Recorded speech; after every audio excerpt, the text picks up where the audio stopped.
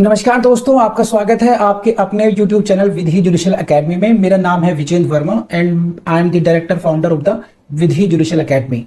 We provide coaching for the judicial services exams, and through this video we are trying to reach out you to provide you full professional exam oriented coaching for the judicial services, and that is free of cost. We are going to provide you the entire foundation course including all the books, including all the details, whether it is required for the prelims or mains or for the guidance for the interview. So let's start the class of the day. This is section 15, again very important for your prelims. Heading से question आएगा special executive magistrate. एक special executive magistrate का provisions कहाँ पर दिया गया है? This is section 15 BNSS। इसमें ध्यान यहाँ पे रखेंगे कि स्पेशल तो है ही है, this is not judicial magistrate, this is executive magistrate. तो ध्यान रखेंगे आप लोग। बस कहाँ पर आएगा ये रहा आपका।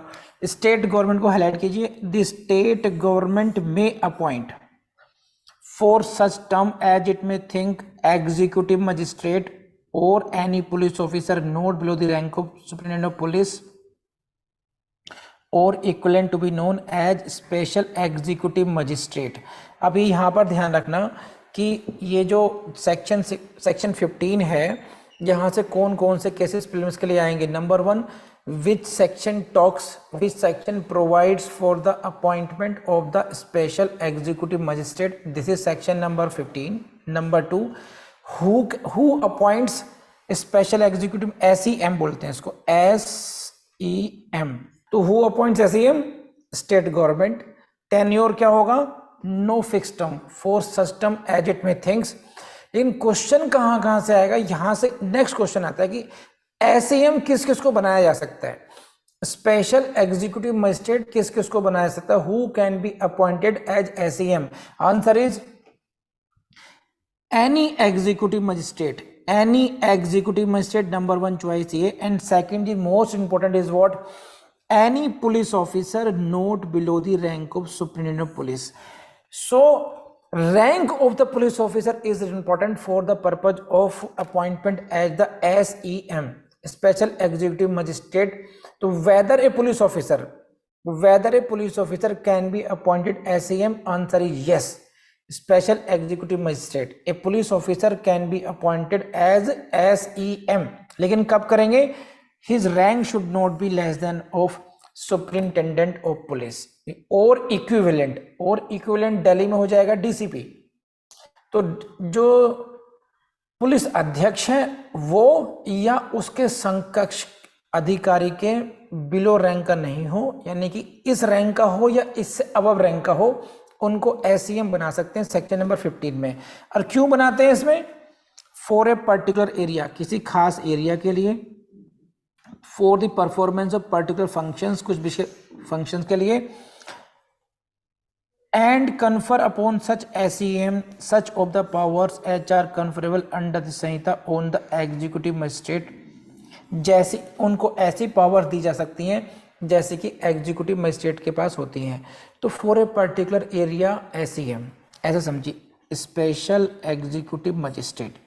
एक मेला लगेगा, कुंभ का मेला लगेगा ना, कुंभ के मेले को का सुपरविजन करने के लिए, कंट्रोल करने के लिए स्पेशल एग्जीक्यूटिव मजिस्ट्रेट अपॉइंट हो गया। कांवड़ यात्रा के प्रावधान के लिए ध्यान रखने के लिए एक स्पेशल एग्जीक्यूटिव मजिस्ट्रेट की अपॉइंटमेंट हो गई। इस तरीके से हो सकता है। ये मैंने लाइव एग्जांपल दिए जिनसे आप रिलेट कर सकते हो। एक तिगरी का मेला लगता है यहाँ पर, यूपी में लगता है, ब्रज घाट के पास में तिगरी जगह है, वहाँ पर एक बहुत बड़ा मेला लगता है। अब नवंबर में लगेगा, गुरु पूर्णिमा पर, उसमें जा करके एसईएम अपॉइंट हो सकता है। इस प्रकार से स्पेशल एग्जीक्यूटिव मजिस्ट्रेट का अपॉइंटमेंट होता है। कौन अपॉइंट करता है? स्टेट गवर्नमेंट करेगी। क्या कोई पुलिस ऑफिसर हो सकता है? Answer is yes. रैंक क्या होना चाहिए? Note below the rank of superintendent of police. यहीं से क्वेश्चन आएगा, नोट बियॉन्ड दैट। जय हिंद हो गया, इससे ज़्यादा नहीं करना है। आई बिलीव कि मैं बहुत तेज से बोल रहा हूँ, लेकिन आपको समझ में आ रहा होगा। करना ही ऐसे ही, फटाफट निपटाते हैं इसको। इसमें कुछ कॉन्सेप्ट नहीं है। Subject to the control of the state government को हाईलाइट करिए, राइट डाउन बिफोर प्रीलिम्स। यहीं से क्वेश्चन बनेगा। राज्य सरकार के कंट्रोल के अधीन रहते हुए क्या हो सकता है? District magistrate. कौन? District magistrate may from time to time define the local limits of the areas within which executive magistrates may exercise all or any of the powers। ये वही हो गया जैसे कि जुडिशियल मजिस्ट्रेट में क्या होता है, subject to the control of high court होता है और सीजीएम डिस्ट्रीब्यूट करता है। उसी प्रकार से एग्जीक्यूटिव मजिस्ट्रेट के केस में subject to the control of the state government, राज्य सरकार के अधीन रहते हुए जो वर्क डिस्ट्रीब्यूशन है एग्जीक्यूटिव मजिस्ट्रेट का वो कौन करते हैं, डिस्ट्रिक्ट मजिस्ट्रेट में define the local limits of the areas means territorial jurisdiction. आप इन 5 गांव के इन एरियाज का काम देखेंगे, आप उन 10 विलेजेस का देखेंगे, उस प्रकार से टेरिटोरियल डिवीजन हो गया। कौन करते हैं साहब, डिस्ट्रिक्ट मजिस्ट्रेट साहब करते हैं इसमें, बस ये nothing more than that. Now clause 2 except as otherwise provided by such definitions the jurisdiction and the powers of such magistrate shall extend throughout the district. बस इसमें कुछ खास है नहीं, इतना ही क्वेश्चन आएगा कि जो मजिस्ट्रेट्स हैं जो उनकी पावर पूरे के पूरे डिस्ट्रिक्ट में होगी जब तक कि एज पर ऑर्डर होगी, भाई इतनी सी बात ध्यान रखना है। तो क्वेश्चन नंबर अगेन रिपीट करता हूं, सेक्शन 16 की डेफिनेशन से क्वेश्चन आएगा, local jurisdiction of the executive magistrate. तो आपने देखा होगा एक आप पैरेलल ड्रॉ कर सकते हो, सेशन जजेस में आया, मजिस्ट्रेट कोर्ट्स में आया और अब आ रहा है एग्जीक्यूटिव मजिस्ट्रेट कोर्ट्स के लिए। कौन अपॉइंट करेगा, कौन उनका डिस्ट्रीब्यूशन ऑफ टेरिटोरियल जुरिस्डिक्शन निर्धारित करेगा, बस वही सारी बातें ध्यान रखनी है। नोट मोर देन दिस, यहाँ पर subject to the state control, state government control, district magistrate को याद कर लीजिए, इतना से काम हो जाएगा आपका। सबऑर्डिनेशन, अगेन वही जैसे हम लोग सबऑर्डिनेशन पढ़ते हैं उसी तरीके से पढ़ना है। तो समटाइम्स इट्स बिकम्स बोरिंग, लेकिन मैं बता रहा हूँ आपको वेरी मार्क्स फेचिंग। यहाँ पर माइंड एप्लीकेशन बहुत ज़्यादा नहीं है, केवल जानना है, रटनतम घटनतम वाला काम है। और इसके लिए फिर मैं आपको एक टिप देता हूँ, जो मैंने आपको कहा RSS स्ट्रेटेजी अपनाइएगा। RSS का मतलब है क्या था, RSS का मतलब रिवीजन सुट्टा स्ट्रेटेजी। सुट्टा का मतलब होता है कि 1 मिनट का, बस 1 मिनट में जैसे एक कोई चेन स्मोकर एक सिगरेट पी लेता है, उसी प्रकार से आप लोग 1 मिनट में 2-4 सेक्शंस का रिवीजन कर दें, बस उस तरीके से। तो सब हेडिंग से फिर क्वेश्चन आएगा, P for प्रीलिम्स लगाइए। सबऑर्डिनेशन ऑफ एग्जीक्यूटिव मजिस्ट्रेट क्या है ये, all executive magistrate shall be subordinate to the district magistrate, बस यहीं से क्वेश्चन आएगा। All executive magistrate shall be subordinate to the district magistrate, जय हिंद कीजिए। And every executive magistrate other than the sub divisional magistrate, other than the SDM exercising powers in subdivision shall also be subordinate to the subdivisional magistrate subject to the general control of the district magistrate।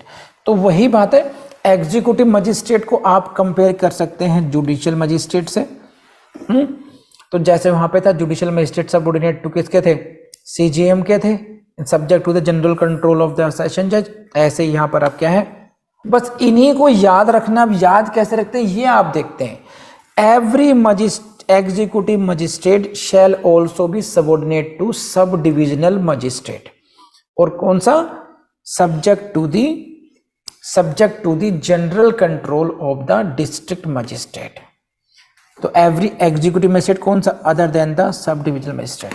तो इन 2-3 बातों को अपने ध्यान रखना है कि कौन सा मजिस्ट्रेट किसके सबऑर्डिनेट में होगा और किसके सब्जेक्ट टू जनरल कंट्रोल में होगा। हाईलाइट कीजिए डिस्ट्रिक्ट मजिस्ट्रेट को, P for prelims, may make rules और गिव स्पेशल ऑर्डर्स, कैसे, as to the distribution of business और allocation of business among executive magistrate subordinate to him. जो उसके subordinate executive magistrates हैं उनके मध्य बिजनेस का डिस्ट्रीब्यूशन कैसे कौन करेगा, वो करता है डिस्ट्रिक्ट मजिस्ट्रेट। अब आप लोगों का टास्क ये है, बस कहाँ पर देखना है, कहाँ पर स्टेट गवर्नमेंट है, कहाँ पर डिस्ट्रिक्ट मजिस्ट्रेट है, किस सेक्शन में सब्जेक्ट टू जनरल कंट्रोल लिखा हुआ है, यही इसकी आर्ट है। इन सेक्शंस में आपको इनको ध्यान में रखते हैं, और क्योंकि ये ना फिर कंफ्यूजन हो जाता है बहुत इसमें, आप भी देखो आपको याद नहीं होगा, आप लोग यार किस में था कैसे नहीं था, इसलिए रिपीटेड रिवीजन चाहिए। फिर मैं आपको एक ट्रिक दे रहा हूं कि जो फैक्चुअल पोजीशंस है, फैक्चुअल इंफॉर्मेशन है, उसका रिवीजन ज्यादा करना होता है, क्योंकि उसको भूलने की संभावना ज्यादा होती है, इसलिए उसको जरूर रिपीटेड रिवीजन में लेकर आइए एंड कीप लर्निंग, ठीक है। Now come to section 18, public prosecutors. Public prosecutors में 18, 19 and 20। 18, 19 and 20.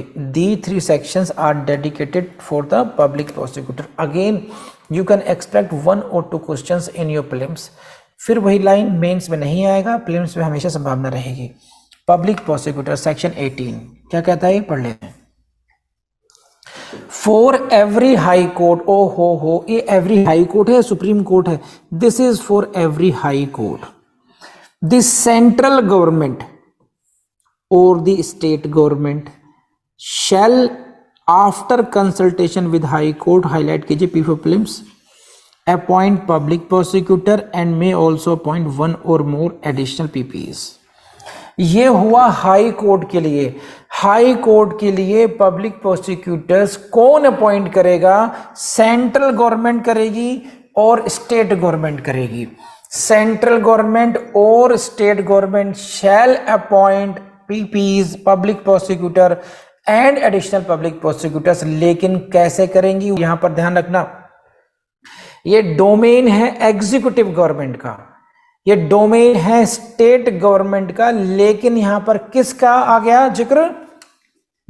After the consultation of high court. This is very important.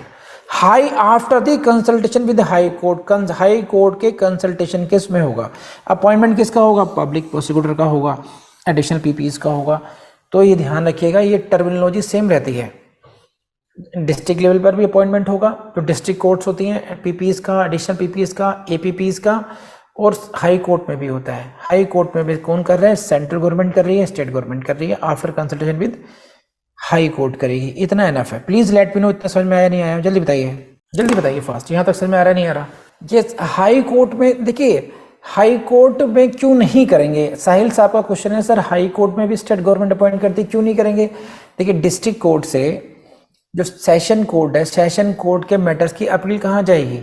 High court में जाएगी. अब हाई कोर्ट में फिर बेल जाती है, तो हाई कोर्ट में पब्लिक प्रोसिक्यूटर चाहिए. सेंट्रल गवर्नमेंट अपने पीपीज अपने मैटर्स के लिए अपॉइंट कर सकती है. अदरवाइज इन जनरल जो स्टेट मैटर्स हैं, स्टेट के किसी मर्डर केस में अपील होगी नहीं होगी, बेल एप्लीकेशन हाई कोर्ट तक जाती हैं, तो वहां पर हमें स्टेट गवर्नमेंट को रिप्रेजेंटेटिव चाहिए ना. तो वो कौन करेंगे? वहां के पब्लिक प्रोसिक्यूटर्स करेंगे. इसीलिए है ये. स्टेट गवर्नमेंट भी कर सकती है. अब क्योंकि बहुत सारे मैटर सीबीआई से रिलेटेड है, मान लीजिए सीबीआई का मैटर है, तो सीबीआई के मैटर में सीबीआई से रिलेटेड सेंट्रल गवर्नमेंट के एपीपीज और सेंट्रल गवर्नमेंट के एडिशनल पीपी, सेंट्रल गवर्नमेंट के पीपीज अपॉइंट करेंगे उसमें. वो इस तरीके से काम चलता है. For conducting cases in such court, for क्या क्या करते हैं? एनी प्रोसिक्यूशन और अपील और other proceedings on behalf of the central government और द स्टेट गवर्नमेंट. तो सेंट्रल गवर्नमेंट के बिहाफ पर या फिर स्टेट गवर्नमेंट के बिहाफ पर कोई अपील हो सकती है, कोई प्रोसिक्यूशन हो सकता है, या कोई अदर प्रोसीडिंग्स हो सकती हैं, जैसे कि बेल हो गई या जैसे कि पैरोल हो गई. देयर में भी सो मैनी प्रोसीडिंग्स. रिया मैडम ने बहुत इनोवेटिव क्वेश्चन किया, जबकि इसमें ऐसा क्वेश्चन बनता नहीं था, लेकिन फिर भी जिज्ञासा है तो शांत करना जरूरी है. Sir, what if there is a conflict in central government और state government for appointment of any particular public prosecutor?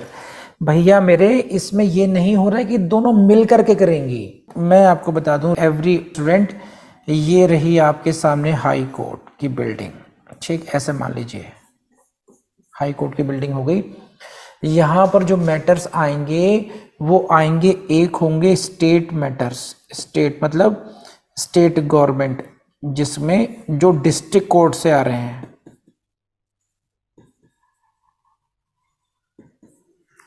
लेकिन कुछ मैटर्स ऐसे हो सकते हैं जो सेंट्रल गवर्नमेंट से रिलेटेड हो, सेंट्रल गवर्नमेंट से रिलेटेड हो.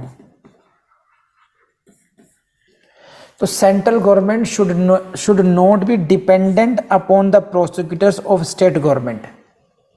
इसलिए ये अपने करेंगे अलग. सेंट्रल गवर्नमेंट अपने प्रोसिक्यूटर्स का अपॉइंटमेंट अलग करेगी. सेंट्रल और स्टेट गवर्नमेंट दोनों ही गवर्नमेंट अपने अपने अलग अलग पीपीज अपॉइंट कर सकते हैं. इसमें ये नहीं कि ये मेरा है, नहीं ये मेरा है, ऐसे थोड़ी होगा कि रिया को अपॉइंटमेंट कर दिया और स्टेट गवर्नमेंट अपनी तरफ खींचेगी, नो नो रिया मेरा पीपी बनेगी. मोदी साहब करें, नो नो नो रिया हमारी पीपी बनेगी. ऐसा नहीं है. तो कुछ को आपने अपॉइंट करा, कुछ को हमने अपॉइंट किया. हम अपना काम देखेंगे, आप अपना काम देखोगे. तो कॉन्फ्लिक्ट का कोई मैटर नहीं है यहाँ पर. रिया बात समझ में आ रही है? Okay. Provided that for NCT of Delhi, national capital territory of Delhi, central government shall, highlight कीजिए after consultation with high court, again highlight कीजिए, यहां से क्वेश्चन आएगा, अपॉइंट पब्लिक पीपी और additional PP for the purposes of this subsection. अब ये क्या हो गया है, बहुत बड़ा चमत्कार, बहुत बड़ा, provided that for the national capital territory of Delhi, Delhi के लिए central government shall appoint public prosecutors और additional public prosecutor for the purposes of this subsection. इस सबसेक्शन के लिए कौन अपॉइंट करेगा पब्लिक प्रोसिक्यूटर को? Central government. और इस सबसेक्शन में क्या दिया गया है, इस सबसेक्शन में क्या बात की गई, इसको पढ़ लीजिए फिर देखिए, ये जो 18 का 18 ये है सेक्शन 18, इसका जो क्लॉज 1 है वो क्या कह रहा है कि इन जनरल क्या है कि हर एक हाई कोर्ट के लिए सेंट्रल गवर्नमेंट और या स्टेट गवर्नमेंट दोनों ही अपॉइंट कर सकती हैं फॉर दीज पर्पजेस। ये क्या पर्पजेस हैं? एनी प्रोसिक्यूशन, अपील और ये सही है। तो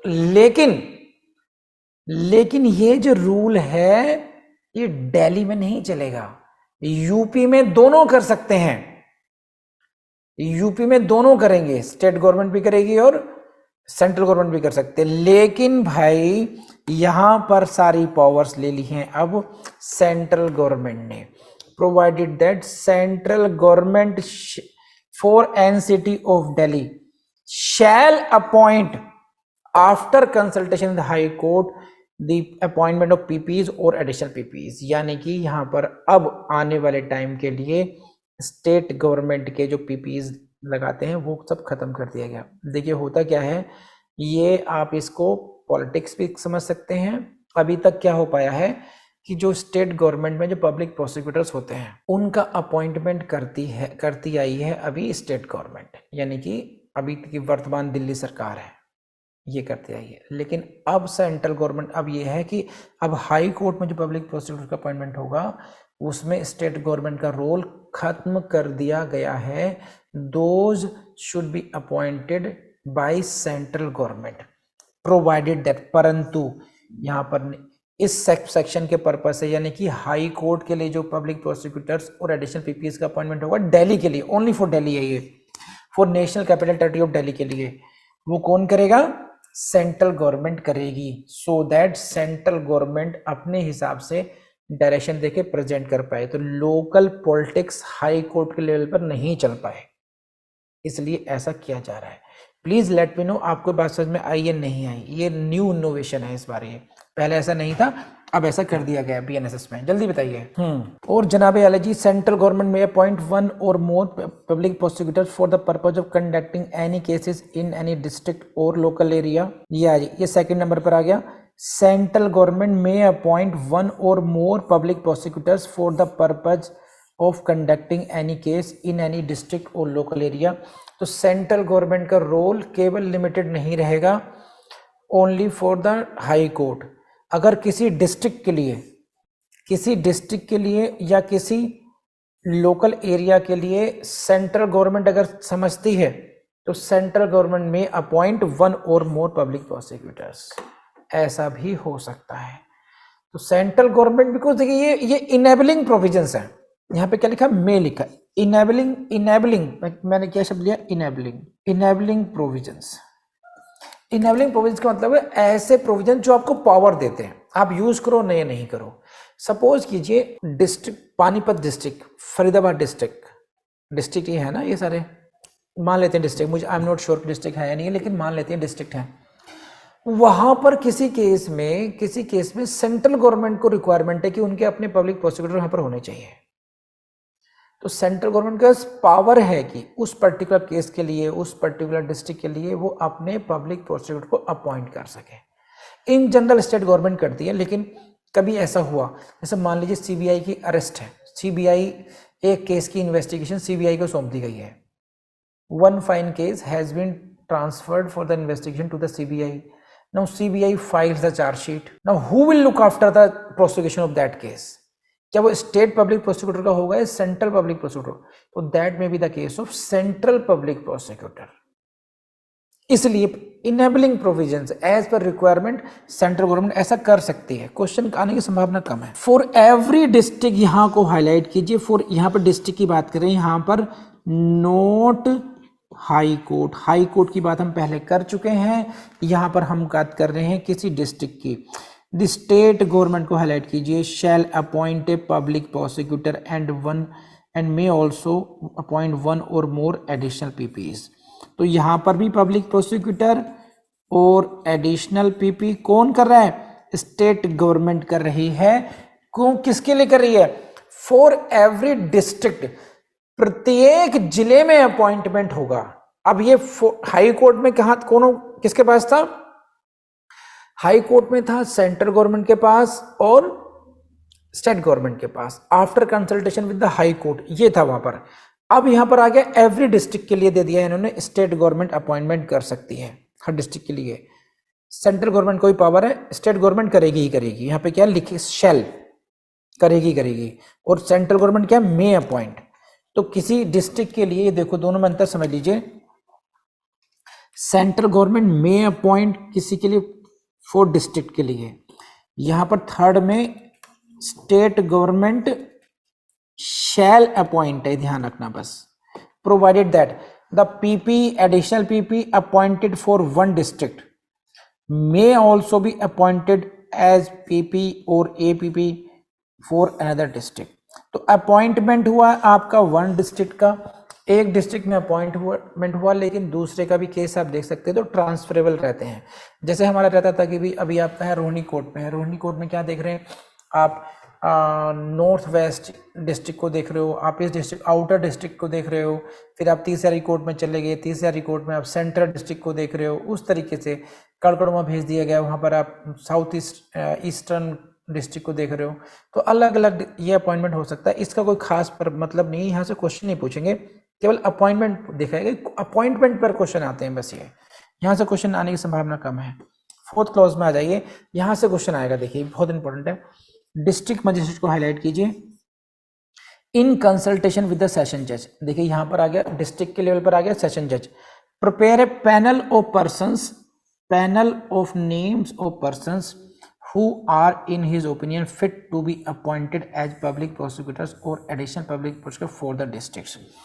तो डिस्ट्रिक्ट की सेशन कोर्ट होती है, सेशंस कोर्ट में जो एडिशनल पीपी या पब्लिक प्रोसिक्यूटर्स का अपॉइंटमेंट होता है वो थोड़ा पॉलिटिकल हो जाता है, और ये बहुत बड़ी डिमेरिट है। दिल्ली को छोड़ दीजिए, मैं तो यूपी की वर्किंग देखी है और उत्तराखंड की वर्किंग देखी है।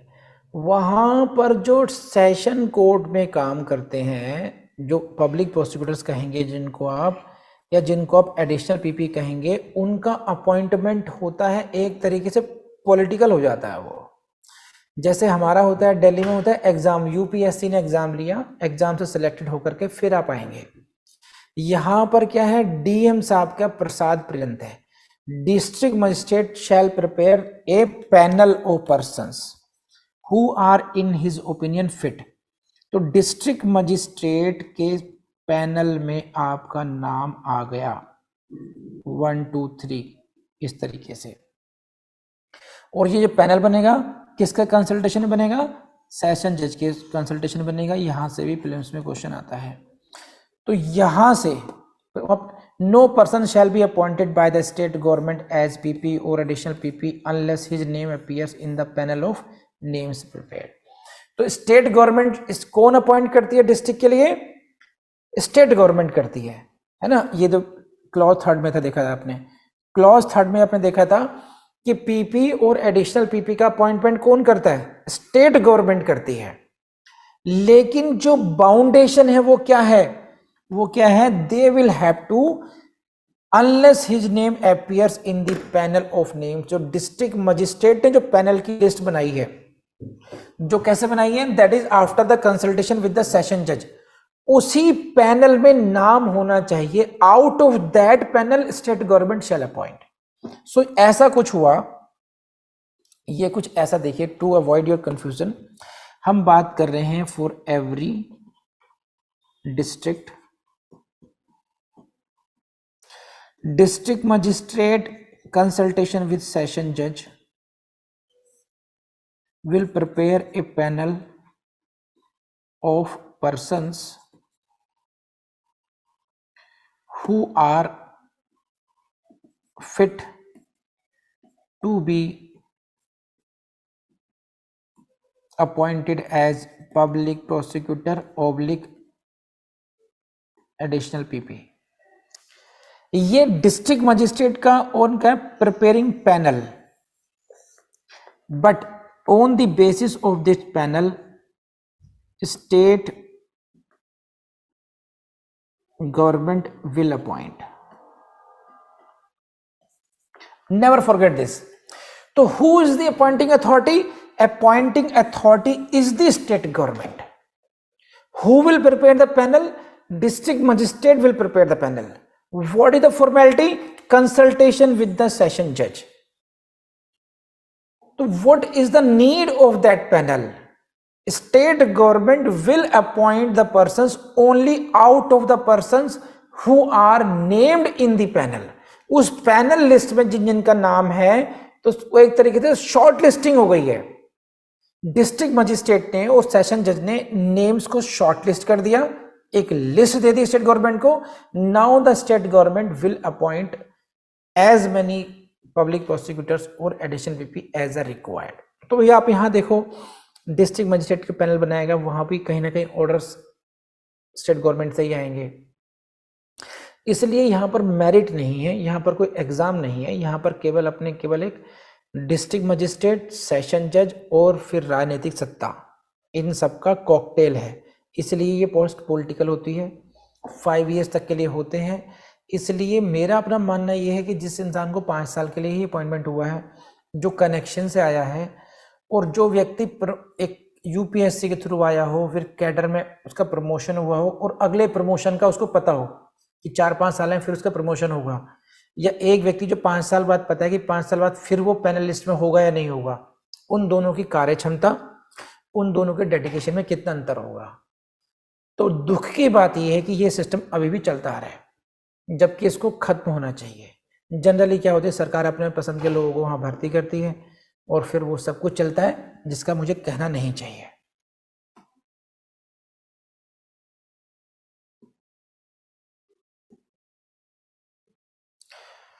हो पाएगा आपसे? Notwithstanding anything in section 5 wherein there is regular cadre of prosecuting officers, इसको हाईलाइट कर लीजिएगा। Regular cadre of prosecuting officers का नाम यहाँ पर आया है। रेगुलर कैडर ऑफ पीपीज का मतलब क्या है? देखिए, रेगुलर कैडर का मतलब ये है कि वहां पर जो 0 लेवल है, जो बेसिक लेवल से लेकर के टॉप लेवल तक पूरा अपना कैडर है। जैसे पुलिस वालों का पूरा कैडर है, head constable, ASI, SI, inspector, ACP, DCP, फिर आगे बढ़ जाएंगे ऐसे उस तरीके से। ऐसे ही दिल्ली में जैसे रेगुलर कैडर है। दिल्ली में क्या कैडर है, आपकी जिज्ञासा के लिए बता देता हूँ। यहाँ पर पहले क्या बनेंगे आप? एपीपी। ये कहाँ सेलेक्ट होते हैं? यूपीएससी से।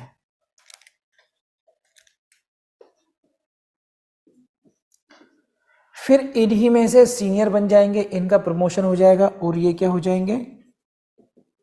एडिशनल पीपी हो जाएंगे। इन्हीं में से फिर सीनियर मोस्ट को बनाया जाएगा चीफ पब्लिक प्रोसिक्यूटर। तो हर एक डिस्ट्रिक्ट के लिए, ये डिस्ट्रिक्ट के लिए होता है, डिस्ट्रिक्ट लेवल पर होता है। फिर ऑल ओवर दिल्ली के लिए एक हो जाते हैं PP Delhi, public prosecutor Delhi, और फिर उनके टॉप पर हो जाते हैं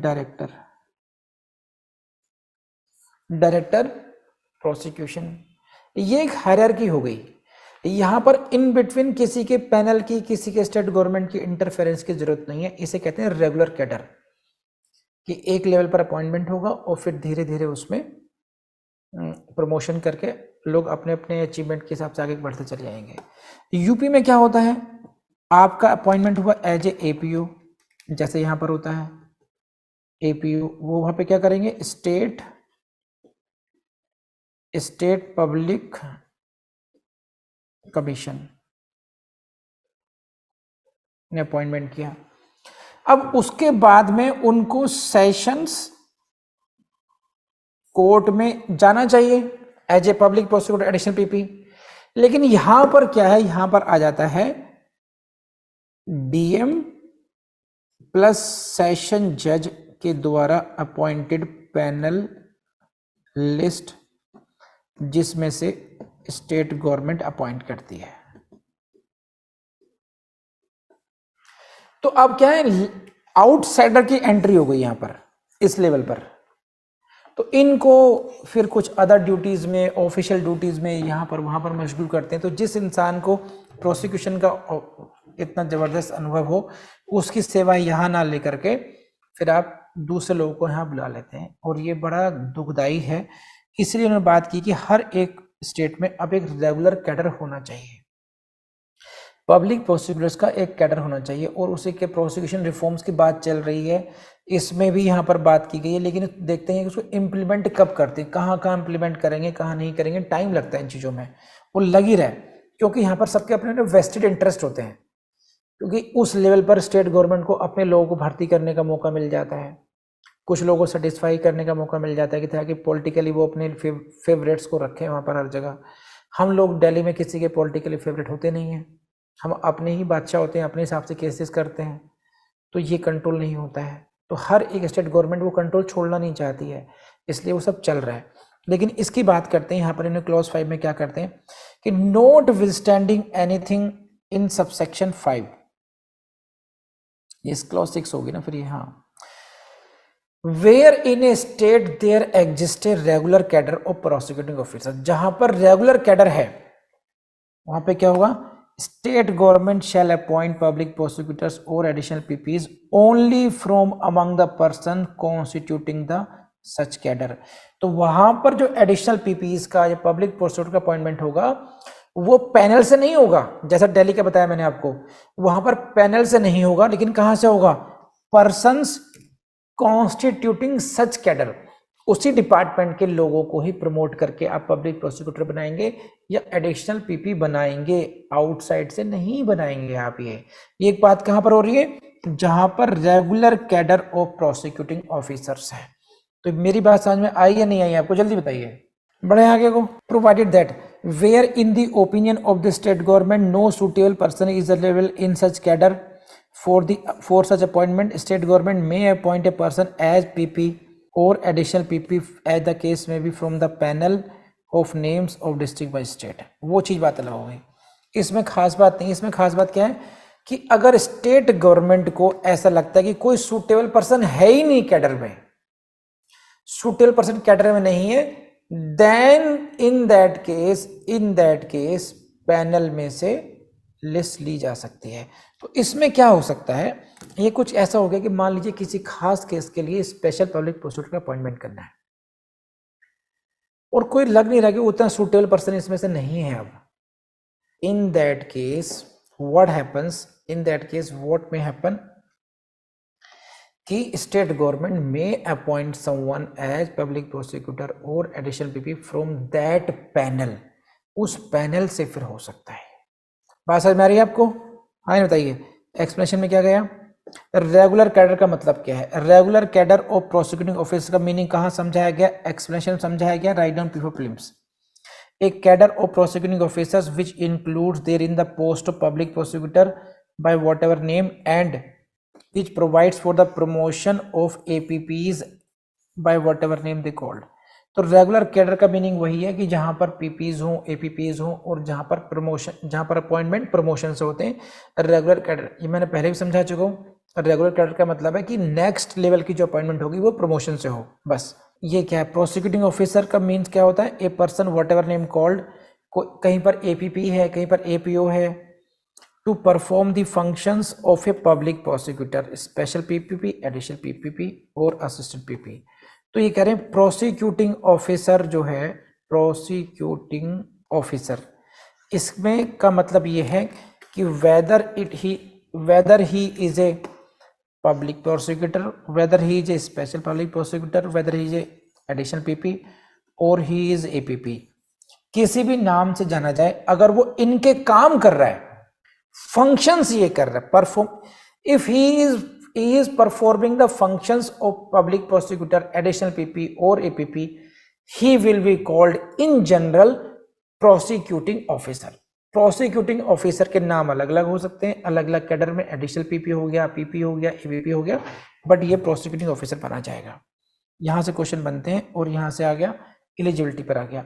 ए person shall be eligible to be appointed as PP और additional PP under clause 1, 2, 3, 6 only if he has been in practice as an advocate for not less than 7 years. Write down P4 prelims. बस तो आपने जो 1, 2, 3 में है sub clause 1, sub clause 2 में high court हो गया या एडिशनल पीपी डिस्ट्रिक्ट लेवल पर एडिशनल पीपी हो गया, पीपी हो गया, उन सब के लिए अगर अपॉइंटमेंट करना है तो भाई मेरे कितना एक्सपीरियंस होना चाहिए?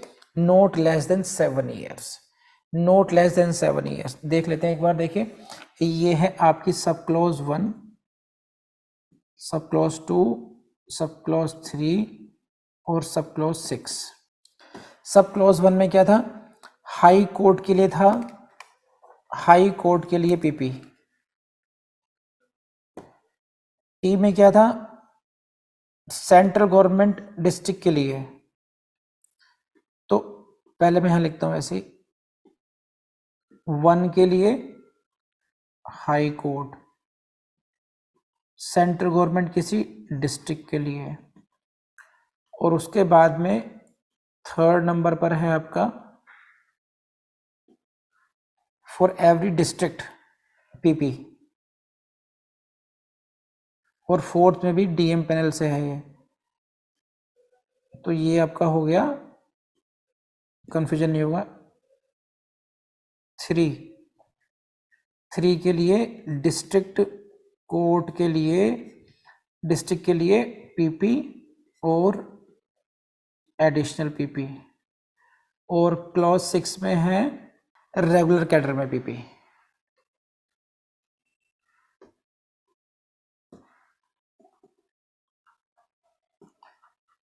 इन सब में पीपी या एडिशनल पीपी का अपॉइंटमेंट होना है। तब क्या होगा?